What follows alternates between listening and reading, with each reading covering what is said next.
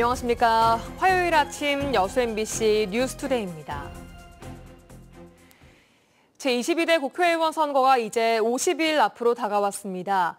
각 정당과 후보들은 지지율 확보와 표심 잡기에 열을 올리고 있는데요.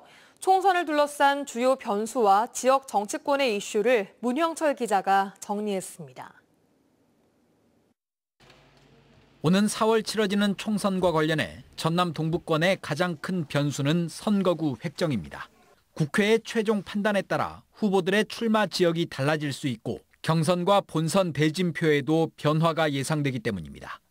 여수와 순천을 묶어 3개 선거구를 만드는 안을 두고 후보들의 반발이 거센 상황에서 이번에도 기형적인 선거구 획정이 이루어지면 민주당에 대한 비판 여론은 말할 것도 없고 현역 의원의 지지율에도 영향을 미칠 것으로 보입니다. 민주당은 하위 20% 현역 의원에 대한 개별 통보를 이번 주부터 진행할 예정입니다. 대상자 31명 가운데 광주 전남 의원 5명이 포함됐다는 설이 흘러나오는 가운데 탈당과 무소속 출마, 신당 합류 등 큰 지각 변동이 예상됩니다. 벌써부터 민주당 공천 작업을 둘러싼 파열음은 커지고 있습니다. 최근 여수 을 지역구를 대상으로 실시된 여론조사에서 권오봉 후보가 제외돼 반발을 불러온 가운데 순천 갑 지역구에서도 서가번, 손은모 후보를 설문 대상에서 빼고 친명계 후보들을 중심으로 여론조사가 진행된 것으로 확인됐습니다. 현역 의원과 유력 후보 간 경쟁도 본격화하고 있습니다.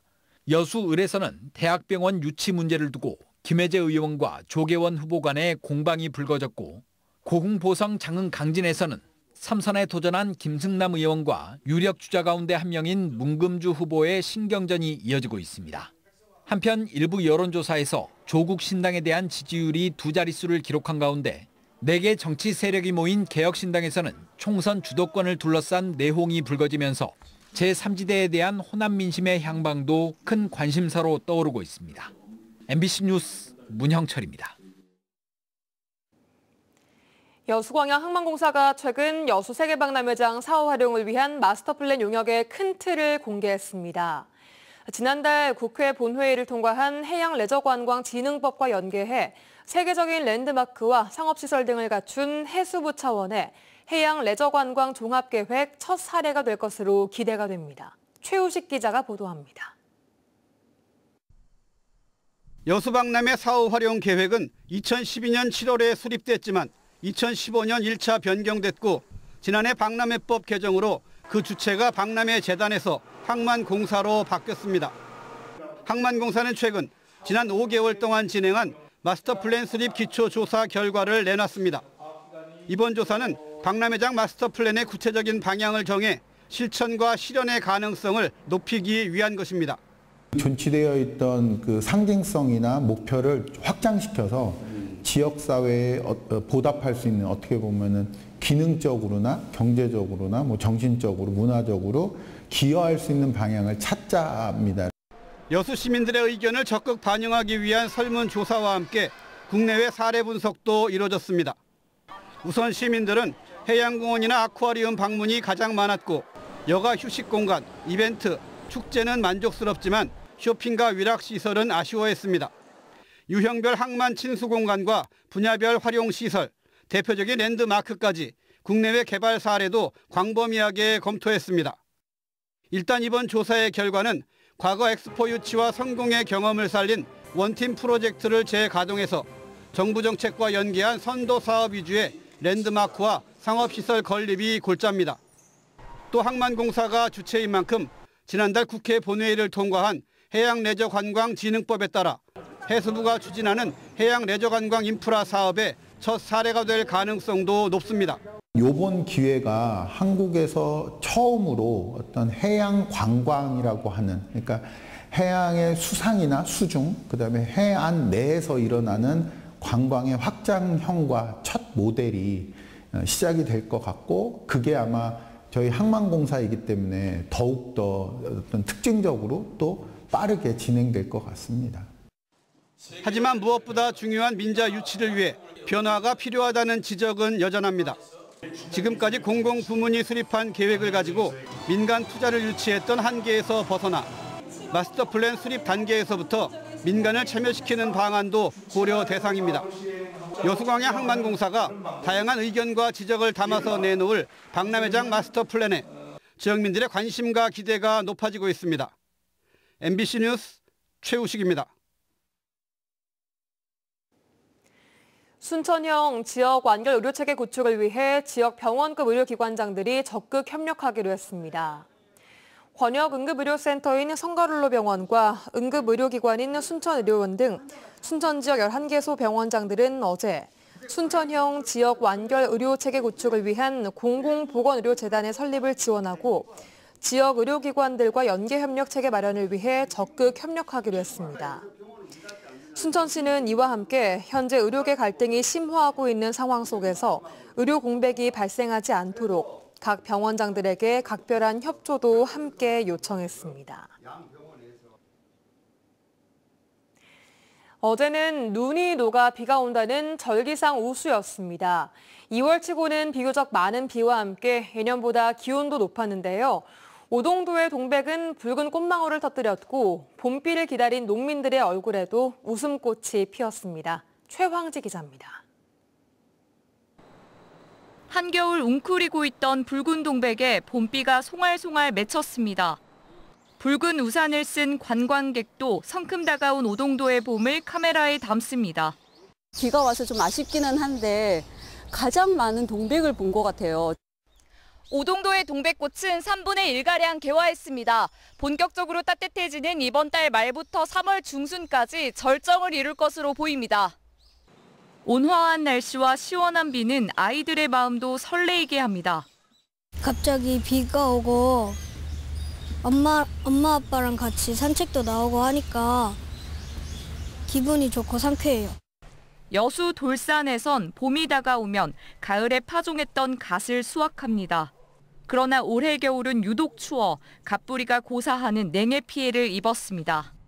꽁꽁한 대지를 녹여준 고마운 단비에 농민의 시름도 잊혀집니다. 저희들이 어제 이제 이 갓이고 마늘이고 다 비료를 해놨어요. 근데 좋은 비가 왔어요. 비 양도 적당하고. 이번 봄비는 목요일까지 전남 곳곳에 내리겠습니다. 날씨도 한낮 최고 11도까지 오르면서 평년보다 더 따뜻하겠습니다. MBC 뉴스 최황지입니다. 전라남도는 4월 5일까지를 해빙기 안전점검 기간으로 정하고 재난 취약시설물 290곳에 대한 점검에 나섭니다. 주요 점검 대상은 대형 공사장과 절개지 사면, 낙석 위험 지역과 축대 등으로 균열로 인한 건축물 상태와 집안 침하 여부 등을 중점 점검할 예정입니다. 한편 지난해 해빙기 안전점검 기간에는 위험 징후 35건이 발견돼 보수 보강 조치가 내려졌습니다. 전남 곳곳에서 소나무 에이즈로 불리는 제선충병이 역대급으로 발생하면서 산림 당국에 비상이 걸렸습니다.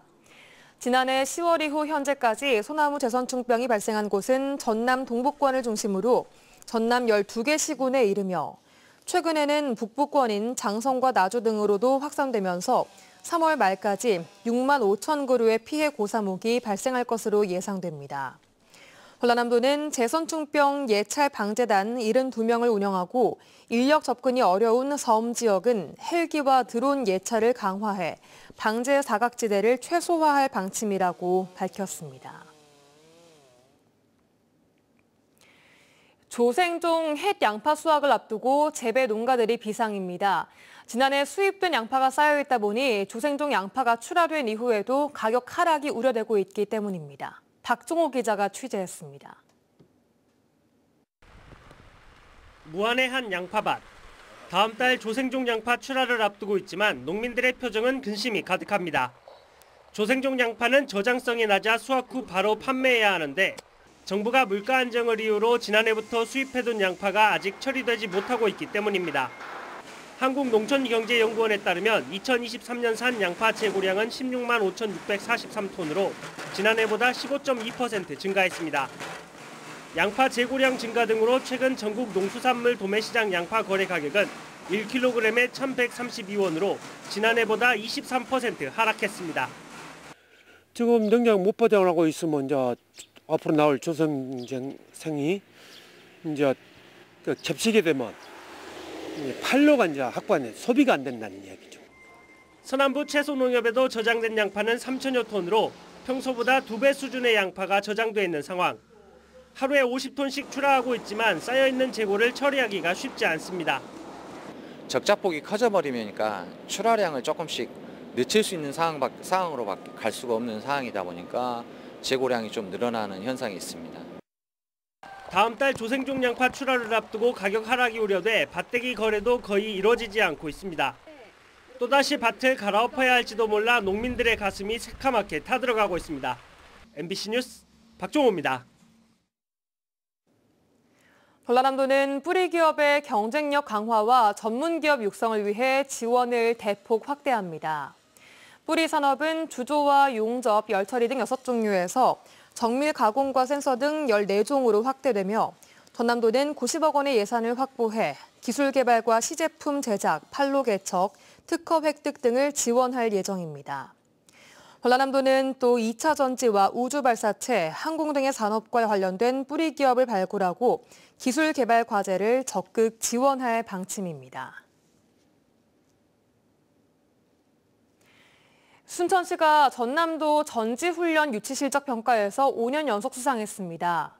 순천시는 전남도가 실시한 2022-2023 시즌 전지훈련 유치실적 평가에서 11개 종목에서 전지훈련과 스토브리그를 유치해 방문 연인원 8만 4천여 명에서 경제 유발 효과 7천여만 원 상당의 성과를 이끌어내 장려상을 수상했습니다. 순천시는 스포츠에 최적인 온화한 날씨와 인프라 덕분에 해마다 전지훈련의 메카로 각광받아 전국의 다양한 팀들이 찾아오고 있으며 올해 동계훈련 시즌에도 7개 종목 82개 팀이 훈련 중입니다. 전국 중소기업인들이 50인 미만 사업장의 중대재해처벌법 유예를 촉구하는 결의대회를 가졌습니다. 김대중 컨벤션센터에서 열린 이번 결의대회에는 호남을 비롯해 전국에서 모인 5천여 명의 중소기업인들이 오는 29일 열리는 국회 본회의에서 50인 미만 사업장에 대해서는 중대재해처벌법을 유예해달라고 촉구했습니다. 이들은 안전을 명목으로 만든 중대재해처벌법 때문에 서류 작업만 늘어서 현장에서 안전사고 위험이 높아지고 기업인들은 잠재적인 범죄자로 만들고 있다며 유예를 거듭 촉구했습니다.